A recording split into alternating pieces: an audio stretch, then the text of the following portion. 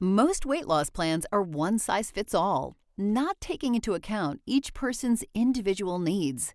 Noom is here to change that. Noom Weight uses psychology. That's why they say losing weight starts with your brain. But it also takes into account your unique biological factors, which also affect weight loss success. The program helps you understand the science behind your eating choices and why you have cravings. Everyone's journey is different, so your daily lessons are personalized to you and your goals. One of the great things about Noom is that it's nourishing instead of restrictive. They focus on progress instead of perfection. You don't have to give up carbs, or anything for that matter.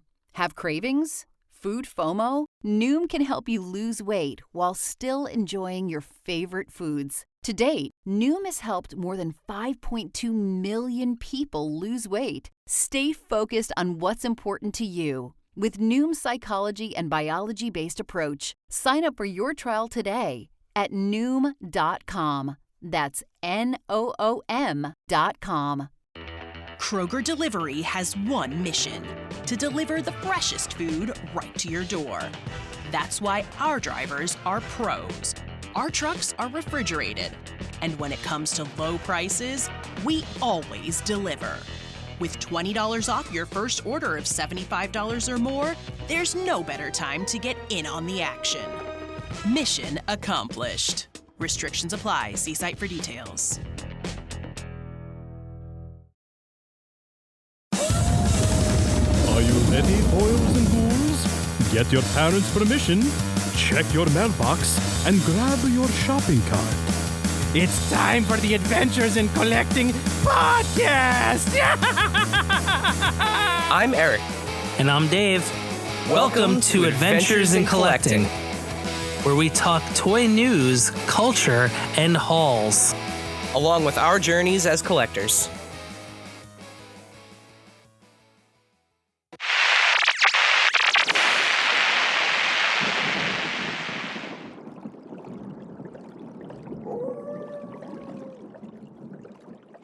Hello, everybody, and welcome back to Adventures in Collecting, the Spooky Edition. For the first time on camera, so you're seeing me do the finger thing that I always do when we say Spooky Edition. I guess everybody's not going to hear the bubble, or they're going to see that the bubbles are like not coming from anywhere. Yeah, I don't know if I'll include the laboratory bubbles this year. Maybe we'll just... Oh, Well, okay then. if I did, they stopped right now. Yeah. They cut out.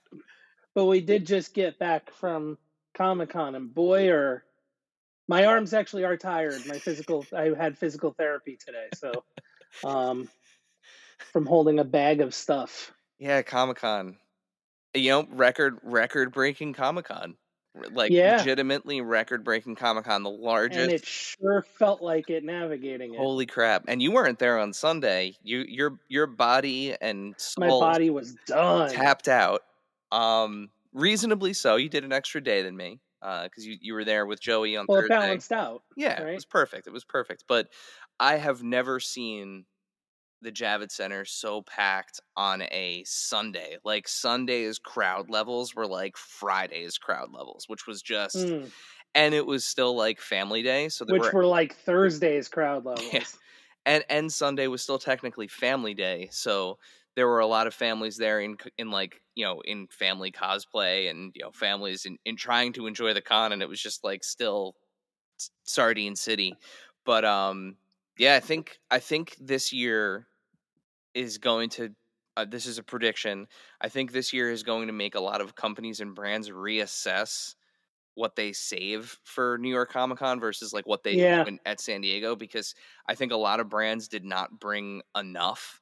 Some, like, I think hit the perfect balance, but I think a lot of brands did not bring enough reveals with them to New York Comic Con, expecting the normal level of New York Comic Con. And, you had Tom Hardy showed up out of nowhere during the Sony panel, and they ended up showing the Venom movie. Charlie Cox and Vincent D'Onofrio showed up out of nowhere to show... At the Marvel panel? Yeah, to show a trailer. So, I mean, like, they had, like, legit star power there. Celebrities rolling in and out of booths, for signings and stuff. And I mean, it was just... I've been going. Yeah, I mean, we've been going since we were kids. It's never been like this. It was. I think it was like the best toy turnout too. I feel For sure. Yeah, I mean, out of like all of the big brands, I mean, like more panels than we've ever had. yep. Than we covered last year for sure. Yep.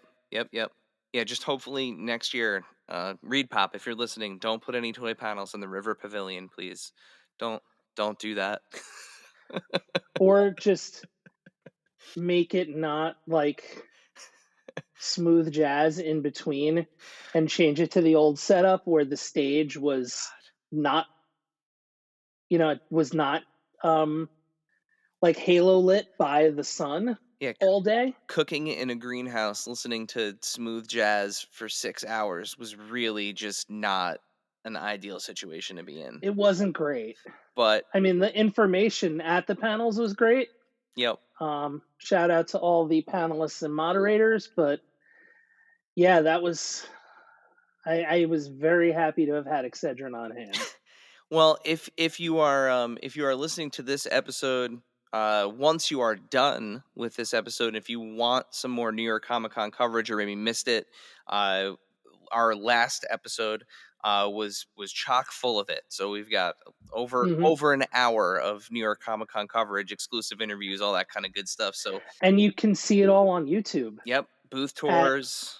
YouTube.com/AIC_podcast. Nailed it. Nailed it, Dave. Good work.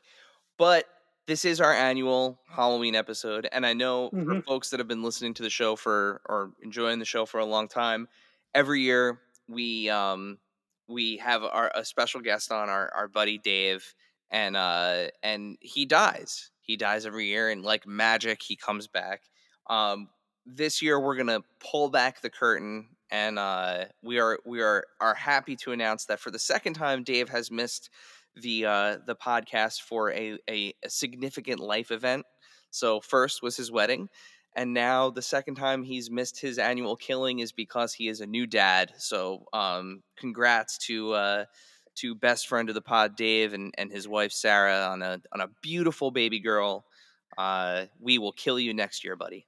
Yeah, it's tough to kill someone in storyline when they're just married, but now that he's a dad, like, I don't know, it's going to be up to him now. He said he's willing to continue dying. So we'll revisit that next year. Yeah. But again, this being an annual Halloween episode, we still want to keep the content spooky, and I think this year we can actually say that we're gonna make it spooktacular. We're gonna go up a level from just spooky. So today we're thrilled to welcome a guest who is no stranger to the eerie and the extraordinary. He is the mastermind behind the iconic Monster High line, a line that redefined spooky chic and made waves in the world of collecting. Now he's back with a hauntingly cool new project, Gravestone Guardians. Please join us and welcome the incredibly talented toy designer, Garrett Sander, as he shares the story behind his latest ghoulish creation and dives deep into what makes a collectible truly scream-worthy. Garrett, welcome to Adventures in Collecting. Thank you both for having me. I really appreciate it. We are super excited. Please do not scare us too much. Just enough. Eric, that was a fantastically like Crypt Keeper-esque, like with the puns intro. So I tried. Yeah. I was actually I was actually thinking when I wrote it that very thing. I was like, yeah, how would the Crypt Keeper do this? I wasn't going to do the voice though. I was spare you all of that. As you get older, it's harder to do.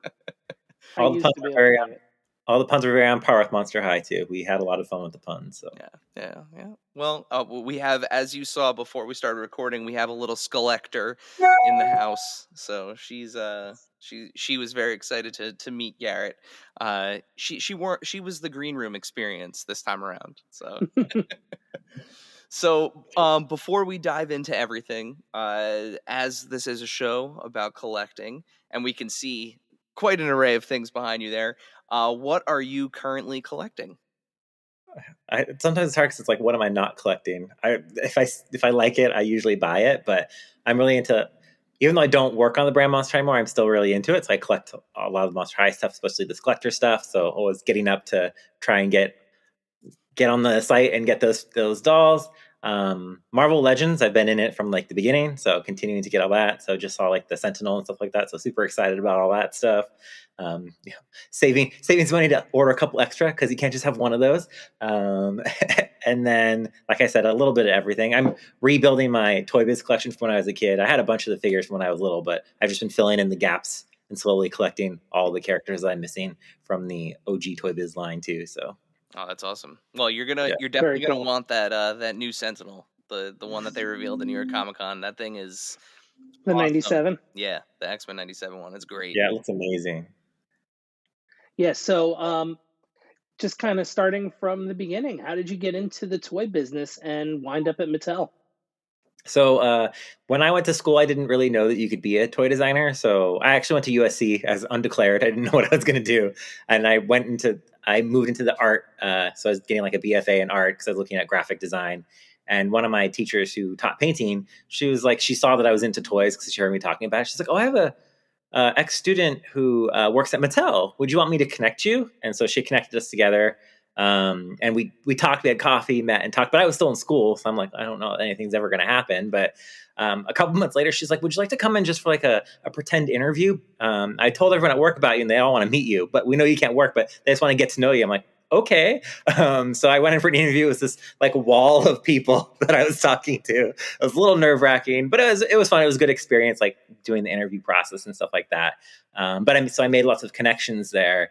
And then after I graduated, I think it was about a year after I graduated, they had a spot open up, a temp spot. And they reached out to me and said, hey, we have a temp spot. Do you happen to be available? And I was, and I interviewed for it and I got in. And so I started as a packaging designer at Mattel because my emphasis in art school was graphic design. So I actually started as a packaging designer and worked on the packaging designer for a couple years. I worked on Winx Club, a little bit of Polly Pocket. And then I moved over to the Mycene team and I got to oversee the Mycene brand for a little while on that. And then after being on the Mycene team catapulted me into being in product design after I came up with Monster High.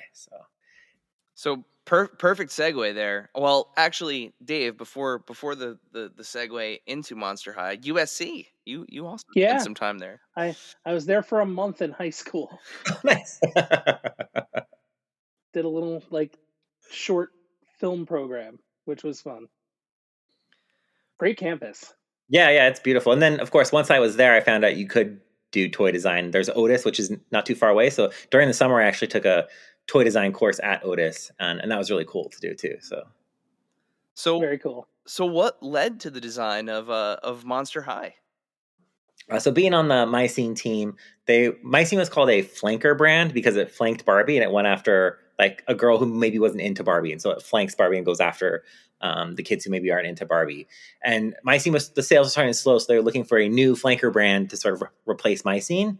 And so we went shopping with 12 and 13-year-old girls because they're sort of like the aspirational for the younger girl. And we went to a mall nearby Mattel and watched they all got money and we just followed them around the mall to see what they bought. And then they talked about why they purchased it and stuff like that afterwards. And one of the girls bought a Sklanimals plush. And their tagline was dead animals need love too. And I was like, well, what if dead dolls need fashion too? And we did like a line of dead dolls, but it's like fashionable. And everyone, that's so funny. Oh my God, dead dolls. Can you imagine? Mattel's never going to make that. But like, I thought there was something there. And so did one of the marketing people. And I just went home thinking about it. And originally, like, it was like, oh, what if they're all zombies? But then I knew one of the things too is like, we want to make sure that all the characters are very different from each other. So you wanted to collect all of them. And so like, how could they be really different? I was like, well, what if they're all just different monsters going to high school together, and like figure out how to be different from their parents. And so that night I actually drew Frankie. And so that's why Frankie's birthday is actually the day that I drew her. So it's the very first sketch of her. So that's what her birthday is, which is pretty fun. And went back. I was working on the idea. I was like fleshing it out a little bit. And then as I had like a little bit of a story, I was telling my coworkers about it. And they're like, oh my God, this is so cool. Can we help? And so we would get together at lunch and we brainstorm a little bit more around it, flesh out the world, add more characters and stuff like that. And then it came time, like they were going to be going into testing with the concepts the product team had, because I was still in packaging at the time. But the product team had, we said, well, we have this monster idea that we're working on. Can we show it to you guys? And they're like, okay. So we showed it and they're like, well, we can put it in the test. You basically matched all the stimulus that all the other stuff has, so you can go into the test with it. And so we were really excited. We were like, oh, they're either going to love it or they're going to hate it. Because like Monsters, in terms of like when you're ranking things what girls like, it's like at the bottom of the list right above Aliens. So like everyone was like, it's just never going to happen, But I think it was like put in the test to be like, let's put this to bed and then we don't have to talk about it anymore. But from the test, it like skyrocketed. Every group loved it. They wanted to know more. They were like, I want to go to Monster High. I want to know more about them, So that was really cool. And it was just a couple like black and white sketches and some bios that we read to them. And so from there, it sort of blew up. So we had started working on it in 2007. And then we just kept finessing and working on the line. And then it didn't launch until 2010. Man. And like, do you have like a personal affinity for like horror and stuff like that? Like, so did this kind of come natural to you, or was it really just kind of out of that moment of, that the experience that you had with the test group? Yeah, I mean, I when I was younger, I liked a lot of the more horror stuff. As I gotten older, I've gotten a little more squeamish for some reason, but I always loved the comedy horror. So like grew up on Scooby-Doo, absolutely loved it. That was like the introduction, for like a little kid. Addams Family loved, the Munsters I loved. All like the Ghostbusters and stuff like that. Always loved like the comedy horror stuff. And so like that was sort of combining. It's like, it's funny horror, but I always loved the way the monsters looked. I always thought that the Universal Monster stuff looked so cool. And so this is just taking how cool they are, but making them fashionably cool. As teenagers in high school, and they deal with a lot of the same stuff, we did as teenagers. They're just monsters. So it's slightly different than what we had to deal with. So how did it feel to just see the line initially explode in popularity? It was crazy because you never think this little idea that you had, like, one, it's going to actually get out there, and actually make it out into the world, because there's so many concepts that happen especially at a big company. And then two, it just, how big it got from the beginning. Like they couldn't air the commercial because there wasn't enough product in stores. Like there has to be a certain amount of product in store for a commercial to air. And they couldn't air the commercial because the product was selling out so fast. So it was so cool and a little bit, vindicating that, this monster brand that a lot of people were like, I don't know about, just like went crazy and blew up. So.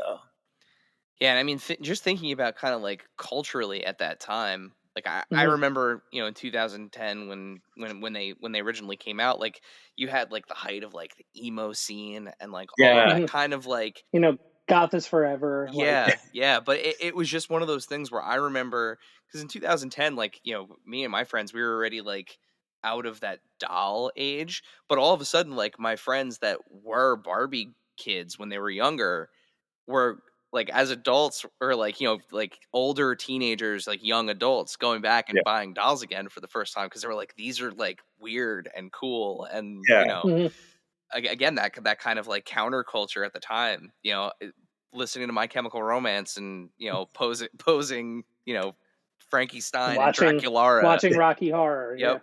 Yeah. But yeah, that aesthetic, I mean, to this day, I it's still it's stuck, and I love seeing it. And you got, like I said, you got a 9-year-old that it's brand new to her, and she's in love with it. And again, like all of the fun little tie-ins, some of the things that you even referenced, like the Addams Family and stuff like that now. So it is a legacy. You have created a legacy for yourself there. Oh, well, thank you. I think, there are a lot of people who worked on it too to help it come to life. And that was one of the fun things too, is like everyone who joined got so excited by it and they just wanted to make it even better. And so like everyone worked really hard to get this out there and make it good. So like our entertainment team worked extra hard to get all of it done, because I think we had really great looking animation for, YouTube webisodes. It looked beautiful. The animation team loved it. Even like our factory, I got to go to the factory in Indonesia. And as I was leaving, they're like, the factory workers want to know if you could sign some dolls for them. And they had never been asked any designer to do that before. So I felt honored, because they loved working on the product so much that they wanted to be able to get their dolls signed too. So like they were so excited to work on Monster High. So that was always so much fun, is like how excited people are about Monster High. So it just made me want to keep working harder too. So. And I read, and I don't know if this is correct, but you have a twin brother as well, correct? Yes, I have a twin brother, and he helped out with one of the naming conventions, right? For the Monster High. Yeah, he came up with our original tagline for "He Just Got Fabulous." So that was him. And I mean, he heard like all my ideas, and I bounced everything off him because he was at Mattel at the time too. So we've been lucky to work at a lot of companies together. So that's awesome. Very, awesome. A spooky family affair. Yes. Yeah. So before we move into your current project, which we're super excited to talk about, you're now at Just Play Toys, which is another brand that we've had a lot of interaction with over the years, especially at some of the events that we've been to. Hmm. What are you working on over there? So I've got two products out right now. I actually brought them with me since I'm at home. So one is, this is the Hollow Bright Lantern. So this one is all about, it's basically a hologram pixie inside, but you can also make her come out. So if I set her to trying mode, I don't know how well she'll show up on camera with the bright lights at her, but she can do it. Oh, did not click over far enough. Let me see. I tested it beforehand and it was working fine. Oh. Maybe it's because I opened her, but you see her in here and you get to play with her. And before she comes out, you have to earn friendship magic. And so you basically interact with her a little bit back and forth. And then once you've earned enough friendship magic, it will actually unlock and you can take her out. So you just turn the key. I'm going to do this, hopefully not hit myself. And she'll pop out the top. That's super And cool. so then That's awesome. you can take the doll in and out as much as you want. And so when you put her back inside, she reappears inside the lantern and you can play more games with her. And then your friendship magic converts to pixie points. So the more you interact with her, the more pixie points you earn, the more games and stuff you can unlock. So you can meditate with her, you can dance with her, you can make her food, you can chat with her. She has bedtime stories. So it's like a whole little video game system in this little pixie lantern. Oh man, that's awesome, and that's out now. That's really cool. That's available for people to purchase now. Yeah. It's out now. So it's on Amazon, Target, and Walmart are all carrying it. So, and we've won a couple awards already, which is crazy. So this was the most difficult product I've ever worked on. So it's been nice to see, like, it's gotten a couple, like, I think got the Good Housekeeping Award and stuff like that too. So it's been pretty cool. It's been a very big learning experience too, working on something that's complicated, but it was really fun. And then we have another small doll line that I worked on called Made to Order Cup of Style. So this one I've already done, but basically it's like inspired by Japanese ramen. And so you open it up, and what you do is you'll add water, and some paper noodles will dissolve away, and you reveal like an actual doll. But they've all got noodle hair, so they're all inspired by stuff. So this is Whitney Wasabi. So she's got like her little wasabi details all over her and stuff like that. Like her little. That's fantastic. Yeah, that is super. And cool. then you can reuse the cup. There's a little noodle tray in here that there's little chopsticks that you use to get everything out with, and you plug that back in. It becomes a little spa for her to hang out in with a little jacuzzi. So you have that to reuse too.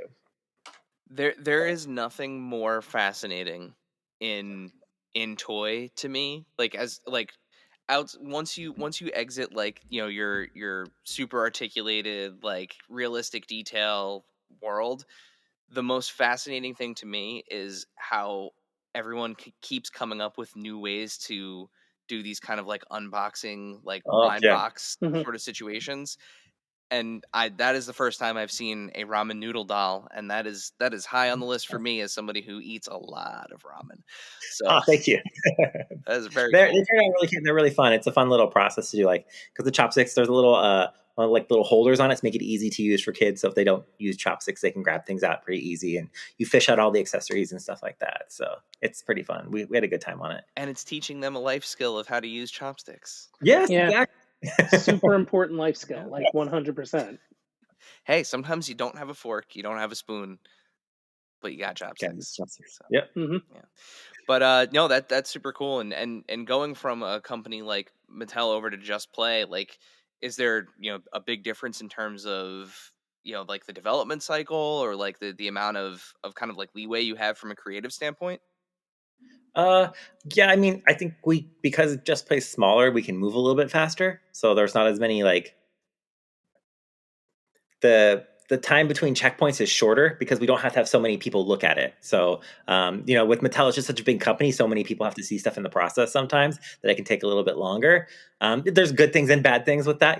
Sometimes you have more time to design, where sometimes you have less time to design. So it's, 6 of one, half dozen the other sometimes. But I think at a smaller company, we do have a little bit more creative freedom too. So it's kind of nice because we have direct lines to the owner. Like, we talk right to him and stuff like that. So that's really nice. And they're very encouraging about, ideas come from everywhere and stuff like that too. So there's a lot of great collaboration that happens. Nice. So from the past to new, tell us about Gravestone Guardians. So Gravestone Guardians is something I started working on. I was at Moose before Just Play. And when I left Moose, I wanted to work on something of my own. I was taking a little break in between things. And I've obviously always loved monsters, but I also grew up on He-Man and She-Ra. I love them because not only was it cool, but they're also twins, like my brother and I. So it was really cool that He-Man and She-Ra were twins.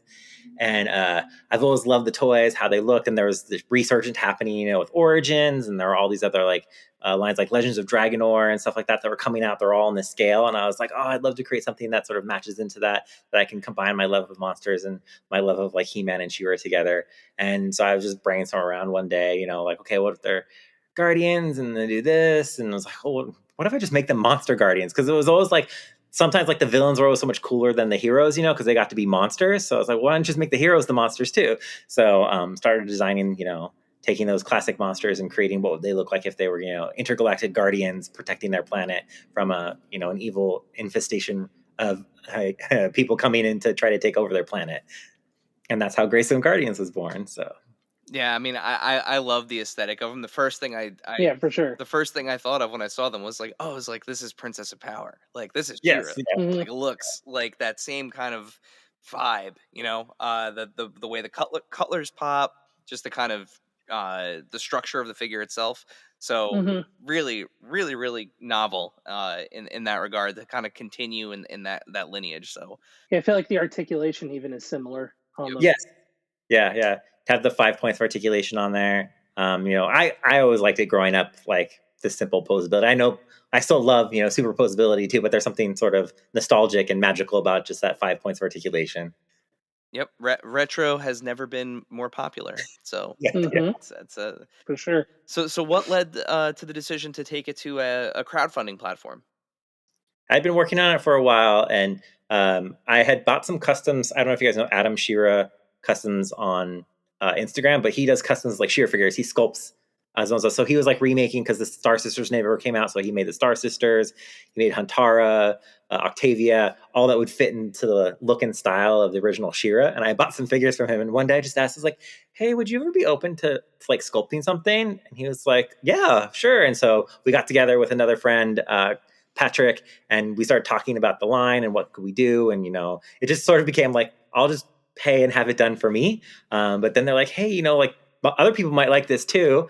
And so I started the Instagram for it and started sharing like the process of like making a toy and how it works. Cause I know like there's so many things you can't see about making a toy, but because this is mine, I can share everything. So I can share the sketches, I can share the mood boards, and I could share all that information with people so they could see what it's like.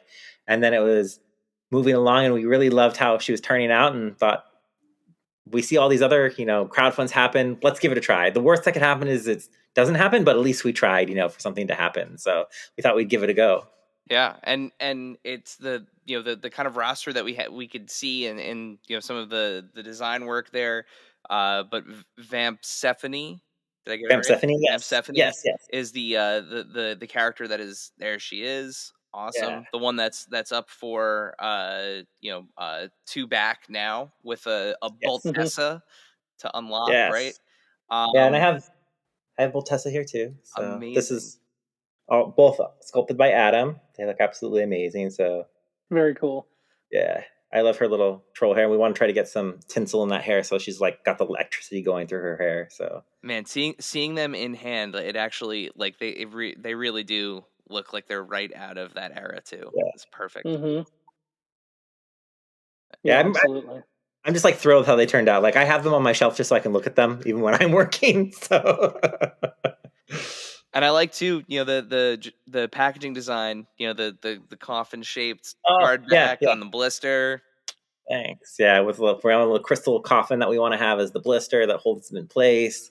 I was lucky enough to get Simon Eckert was free, so he actually has done like official Motu art and stuff like that. So he was able to do a drawing of Vampsephone, and he actually has a drawing of Voltessa that he did too. So I'm going to be unveiling that one too. So she's a stretch goal, but I'm going to unveil the art and stuff because it's just so beautiful what he did. So it just really brings the characters to life. I've been following him for a long time too. So I was fangirling when I was like, "Hey, could I get you to draw something?" And he's like, "Sure, I have some free time right now." So no, that's awesome. That's it's very cool. Yeah, and I think it's like cool to see too, like you were saying, being able to take everybody through the process, because I think that's something that not a lot of people, as much as people kind of learn about the process, it's always good to kind of see more, because I think it helps people kind of understand really just how everything, even from a crowd, whether it's a crowdfunded project or just, kind of like a main big company project, like this is the process. Yeah.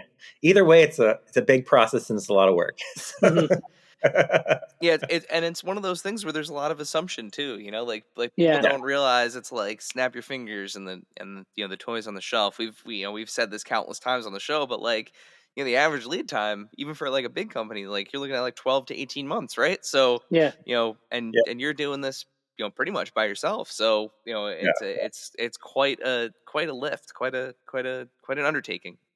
Yes, for sure. But it's been so much fun. Like, I mean, I know that I design toys during the day, but it's really nice to be able to work at a company where I can work on my own stuff too. And, they're like, yeah, sure, go ahead. Like, because I went to the company, I was like, hey, I'm working on this concept. And as I was starting, they're like, yeah, you can keep working on it. It's not a problem. So it's really cool that Just Play is letting me to continue to work on it. And I'm having so much fun. I've designed a whole bunch of characters for it, and I'm working on all the villains now because Queen Infestatia is the villain. So all the villains have like a bug theme to them. So there's Queen Infestatia, so she's sort of got like a cockroach theme to her. So like they infest in the hundreds, and then there's General Odora, so she's got like a stink bug theme to her, so she's like extra big and super strong. So it's like Odora instead, and she has like pheromones that she uses. Queen Infestatia can actually, infect people and control them then. So it's sort of like the Borg in a way, like she can infect them to get them to do what she wants and mind control them. And then General Odora has pheromones that she can use to get people to do what she wants. And then in the lineup on the backer kit, there's General Mothric, who is these are all her children. All the generals are her children too. So, but he's like got like a moth theme to him, and he has like light-based powers. So it's such a fun, creating characters is always so fun. It's like diving into the research and looking up all this stuff about like the different bugs and like what they can do is really fun too. So Now in you've terms of, mentioned. I just Go wanted ahead, to ask Eric. one thing. So Yeah, in yeah. terms of the ghoul verse, right? As you're Yeah. creating it, are there plans to do kind of any other media with this? Like, maybe a comic book, anything to kind of support this kind of big story that you're telling? For sure. I've been, writing all this stuff down, and I want to do a comic book because that's sort of the easiest form to get out right away. I mean, would I love this to be a cartoon? Of course, that would be amazing, but that's also a lot of money to do a cartoon. But I think a comic book is feasible. And that was one of the things too, like if we could get to a certain point on the crowdfund, maybe there'd be like a little bit extra so I could sneak in a comic book into the cost of stuff too. If not, I plan on working on it anyway. But yeah, I'm working on like story options because I always loved how every He-Man character came with like a different little mini comic. Yep. That was also the inspiration for all the diaries with Monster High, was those He-Man mini comics. Like, how can you give the people more information about something? But it's right there in the toy. They don't have to go online. You can get it right there. And so I would like each character to come with like a little bit of a backstory about how they became a Gravestone Guardian. Yeah, that's so cool. I mean, that's one of Very those much things so. that I still think, like, even in today's, like how digital everything is, and QR codes and all of those things. Yeah. I think especially when you have and we've seen it before in a couple of other indie toy makers, but like some form of storytelling when you don't have access to that media, right? So like we've Yeah. seen Mhm. Jason at Animal Warriors of the Kingdom with the amazing comic that he has that accompanies that. Even some of the Yeah. stuff that Plunderlings have done. Just these kind of like little bits to kind of string people along, give them a little bit more to chew on, and kind of get into that world. Yeah. This Well, even some of the Motu stuff still has comics too. yeah. So My Yeah. favorite thing so far that Motu has ever done, and I was never really a big Motu guy. I think I was a little young for it, so it was kind of gone by the time I was ready to play with action figures. I played Yeah. with Dave's, but recently with the Ninja Turtles crossover, the little comic they included in that was Yeah. just like, oh my god, this is amazing! Like how they're actually making it like quote unquote canon in that Yeah. world. Mhm. It's like, this is so batshit crazy, honestly, but like I'm in. Like, you got Yeah. me. Yeah. Yeah. Yeah, Eric, for you, like the He-Man that was your age appropriate was like Ponytail He-Man, the reboot. Yes. Yep. Yeah, it sure was. Mhm. And now, a word from our sponsors. This segment is brought to you by our friends at Chubsy Wubsy Toys. A traditional mom-and-pop toy store in Little Falls, New Jersey, Chubsy Wubsy Toys brings you the best new toys from the brands you love without the hassle of pounding the pavement searching for them at larger retail stores. Visit them in person at their brand new home at 101 Newark Pompton Turnpike, Suite 1 in Little Falls, New Jersey, or online at ChubsyWubsy.com. That's ChubsyWubzzy.com. And tell them Adventures in Collecting sent you. And now, back to the show. So what's next after the campaign funds for Gravestone Guardians? So if we hit that goal, we'll get to work on, getting Femsiphony out there. And actually, I already went ahead and unlocked 2 of the stretch goals. So there were variants of her. So there's the crystal variant where we'll mold her in like a translucent pink with glitter in it. So you have like the crystal version of her. And then one where we'll chrome her. So she'll be like all nice, super shiny. So her armor is all chromed. So getting those 3 out. And then working on, like I said, hopefully getting a comic in there and stuff like that. And then I'm going to continue working on getting the additional sculpts done. So, I have Femsiphony and Voltessa done.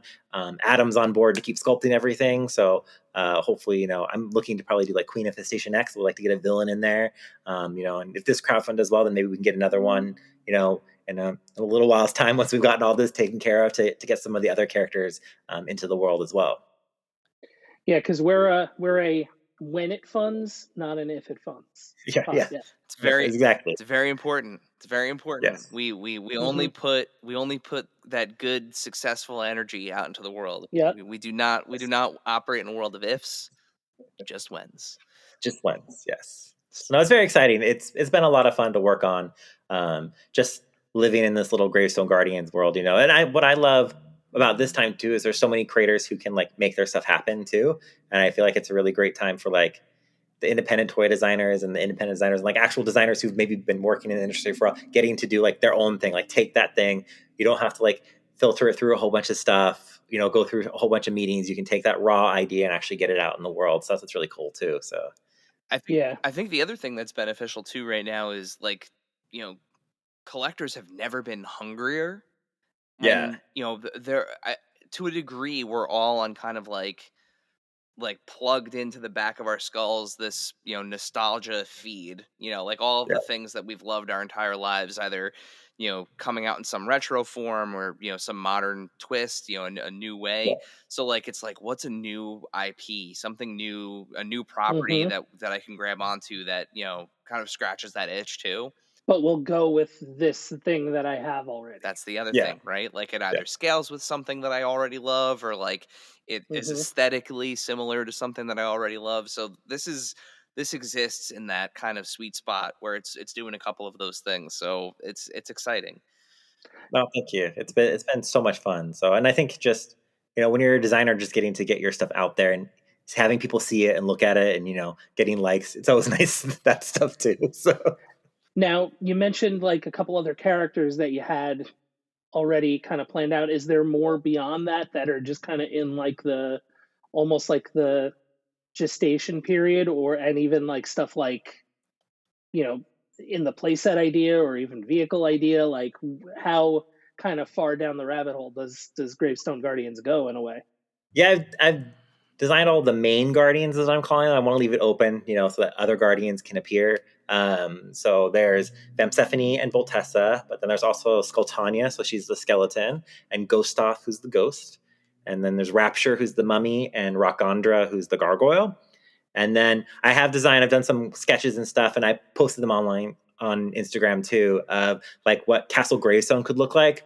So, just the concept of like this sort of big coffin shaped thing with giant gargoyle guardians out front, and then it's surrounded by the Forest of Fright. So like those open up to become play areas.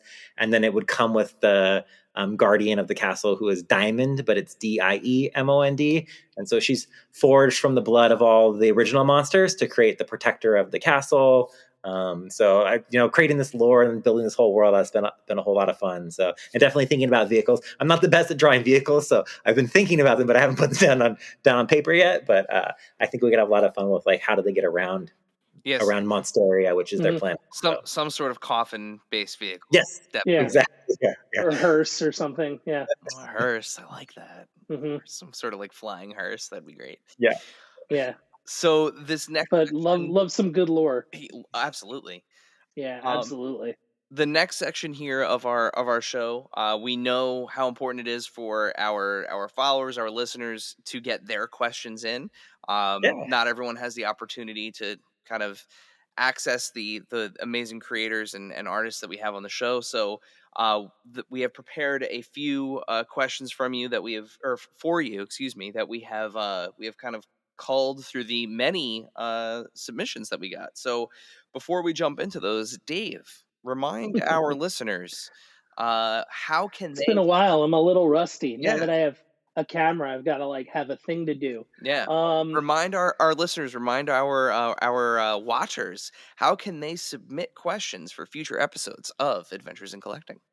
yeah, so I'm going to look directly at you, all of you, especially you, but maybe also you.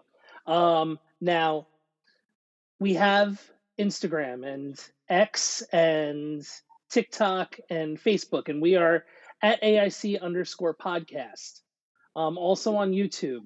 Watch the video portion of this so you can see that I'm pointing directly at you. And you can follow all of those things.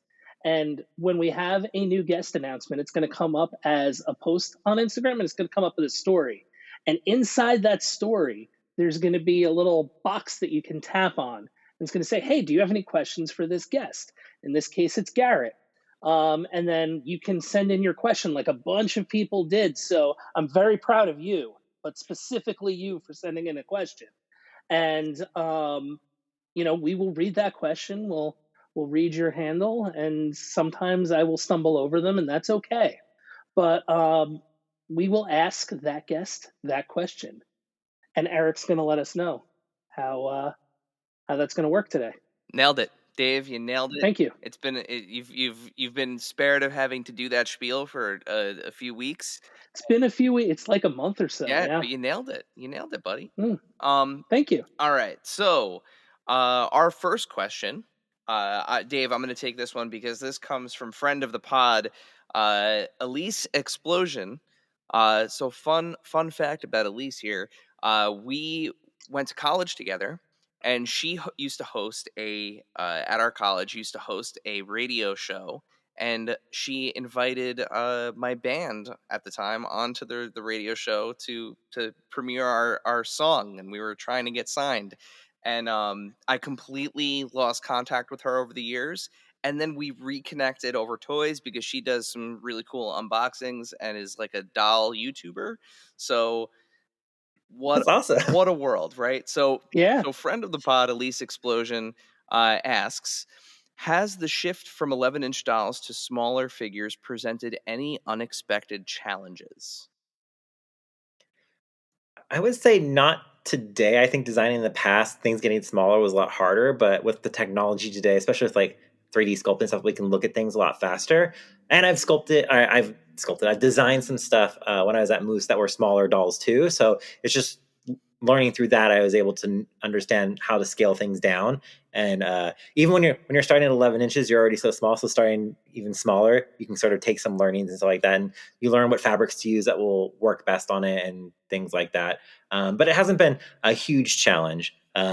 There's challenges as you go smaller, just making sure you're picking out the right fabrics and do the proportions look right as it gets smaller. You have to watch that type of stuff. But I haven't found any major challenges in going down a little bit smaller for Greystone Guardians.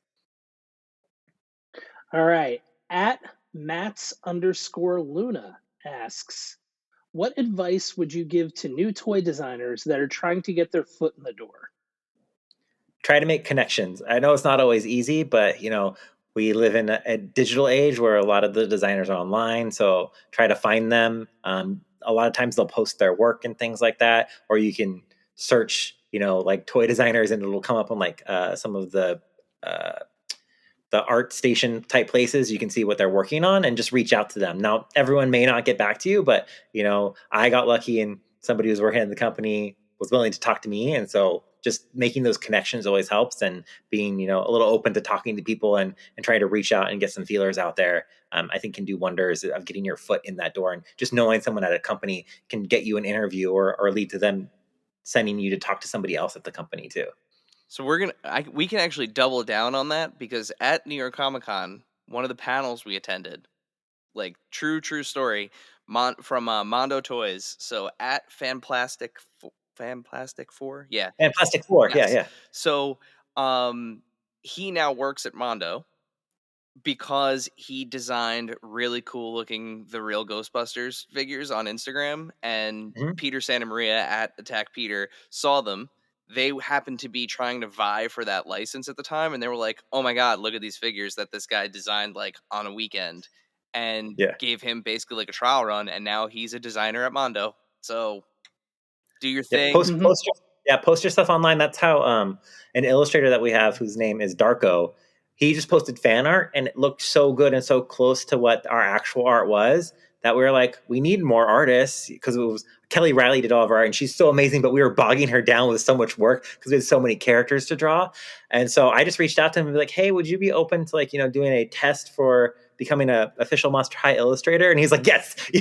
So, and then he's now known in the doll community for his amazing art, and he works for MGA and all these other and Disney and all these other companies doing art for dolls. So Amazing. You never know, everybody. yeah, you never know. And so Give many it a shot. And it's like a little family in the toy world. Everyone knows everyone. So, if they see something they like, they're talking about other people. And so sometimes it gets around. So, well, there you go. Our next one comes from, I'm going to go with NYG Mobble. Yeah, let's go with that. At NYG Mobble asks, That's what I would have done. where are the first Monster High prototypes today? So everything that we worked on would get packed up and put into the Mattel archives. So they're somewhere in the Mattel archives, but we would get everything packed up nicely. It'd go in a box, get labeled, and then it would go off to the Mattel archives. So they're living in the archives somewhere. So maybe one day when Monster High ends up in the I think it's called the Toy Museum in New York, maybe in Rochester, maybe when they get into the museum one day, maybe you'll get to see some prototypes. And that was one of the exciting things working at Mattel, because they did have an archive. Darren and I got to work on the She-Ra reboot, and we got to do the 2016 She-Ra Comic-Con doll. And so we were looking for She-Ra stuff. And we found out that when Scott Knightlick was there, he searched for all the He-Man, but they never did a She-Ra search. They never did Princess of Power or She-Ra. And so we had all these boxes brought out from the archive. We were just digging through them. We found the Star Sisters prototypes, like the actual prototypes. We found an actual hand-painted proof for the backer card for them and stuff like that. We found the Whispering Woods playset that no one ever knew existed. We found Polaroids of it. And so we gave all those pictures to He-Man.org, and they posted all of them. And we talked about it at one of the Power Cons. But that was really cool, being able to go through the archives and see all that stuff. Oh my God, we're holding the Star Sisters, So maybe someday that'll be, a young designer. They just search for Monster High and somebody brings out the original prototypes, and they're like, what? So that's awesome. Yeah. At Christina Romero Leva asks, what do you think is the secret of good design? It's so hard because everyone has their own opinion, but I think a lot of times in your gut when it's good. I just felt like there was something with Monster High that was there, and that's why I kept pushing for it. And when people would join, they're like, there's just something here that we love. And so I think sometimes there's just this gut feeling that you can't really explain. You can't quantify or qualify really, but you just keep pushing and moving forward with it because it just feels right. So, and I think if you love something and you keep working on it, you're only going to make it better. Don't be afraid to change things too. Sometimes the first drawing that you do isn't the most perfect. Be willing to, reiterate and go back and look at it sometimes. And even if it's so far along, you're like, I don't know if I could change it now. Sometimes changing it up will make it even more perfect. So the good old artist's intuition. Yeah. Yeah. All right. And our final Q&A question here comes from at Summer Dolls. And they ask, what are your thoughts on Monster High G3? I love that Monster High is continuing. Even though I'm not part of the brand, it's so cool that something I worked on and I helped build is still continuing on, and there's a whole new generation of fans who get to enjoy it. They're also getting to do a lot of things that we weren't able to do. So I think the brand is a lot more inclusive than we were able to be back then. There's so many concerns like, can we do this? Can we do that? It's not the right time. So it's really nice to see that happening in a lot of kid shows, especially on Monster High, because that's what Monster High was always about. It was, there's these monster kids who can't hide who they are because they're literally monsters. And so being able to be yourself, be unique, and be a monster, that's what the brand is all about. And so I'm enjoying, it's fun to see somebody else's take on it. So like, how are the characters slightly different? What's happening to it? So, it's a surprise for me too. I get to learn about everything, relearn about the brand. And, it's one of those things like I still love, cool, fashionable teenage monsters. So I get to enjoy the brand again as well. Is it exactly what I would do? No, but I don't think it makes it wrong. I think it makes it interesting and fun to see what somebody else is bringing to the table. So I hope Monster High gets to continue on. And what's nice about G3 is only reinvigorated G1. Now we have this collector line, and we get the Creep Productions where they're remaking some of the original dolls. So that's really exciting to see. Yeah, I mean, some of the stuff that's coming out through that Skeletor line, like on the Mattel Creations, like the Addams Family, the Wednesday and Morticia set, the RuPaul, like I mean, they're like they're doing some insane collaborations and crossovers. Jenna Ortega Wednesday. Yeah, and Enid, it's right? Really cool. Enid's out now. Yeah, Enid's out. So yeah, it's really cool to see because we actually pitched that when I was still at Mattel, was doing like a collector line.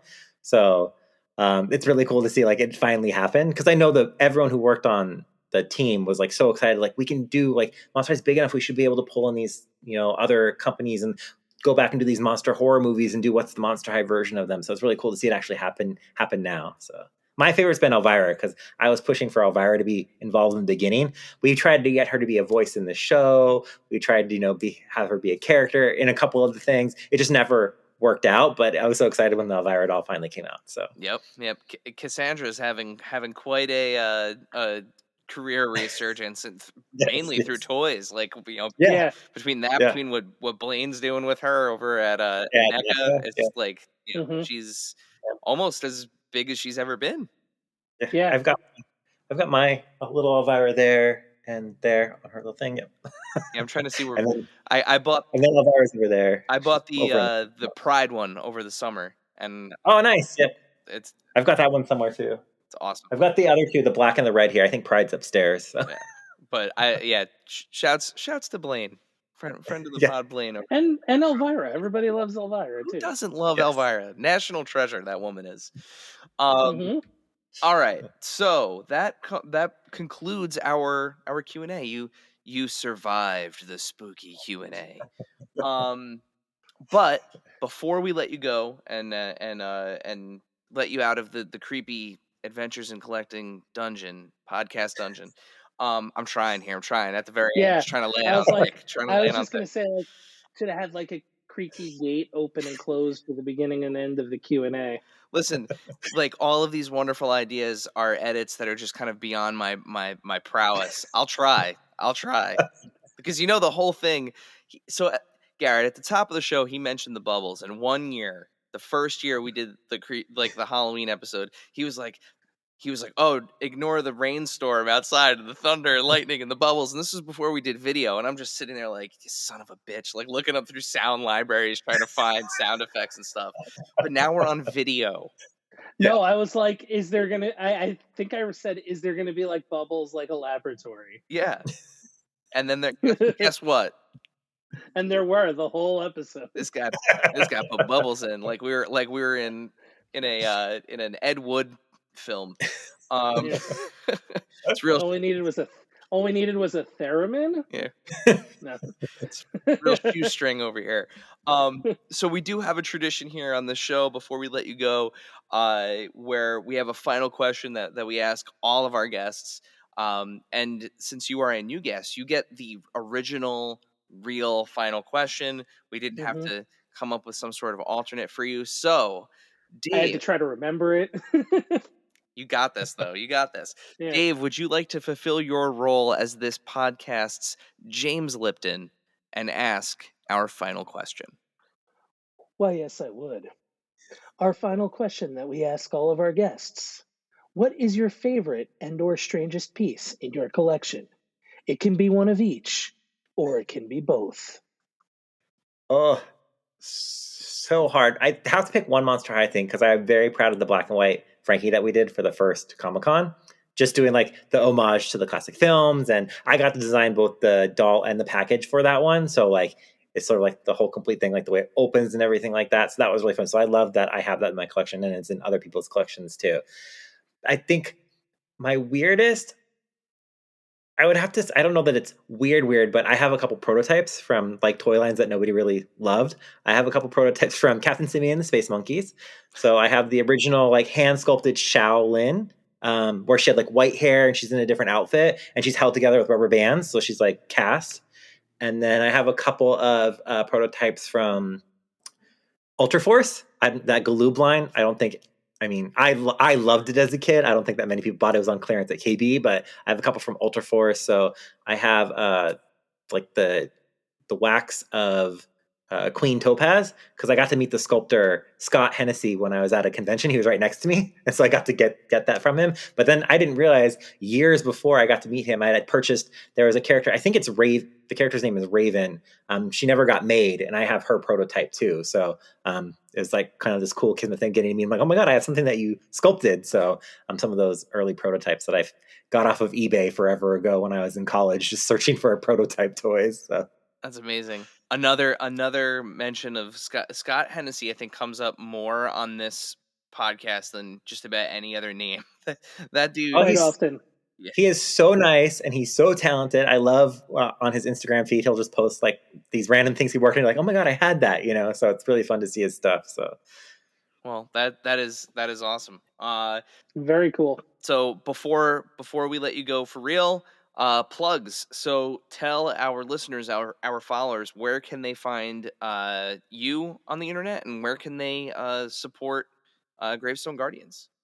So I'm at Garrett_Sander on Instagram, and then it's Gravestone Guardians, one word, on Instagram too. There's a Facebook page for Gravestone Guardians too. I'm not on Facebook as much, but I'm trying to be better about posting to both platforms, since now that you can tie them together a little bit better. And then I do have a website for Gravestone Guardians, which sort of holds the bios for the characters and stuff like that. It's gravestone-guardians.com. And it's on BackerKit. So the crowdfund's on BackerKit. I have a link in my stories and my bio on Instagram, or if you just search Gravestone Guardians on BackerKit, you'll be able to find the campaign.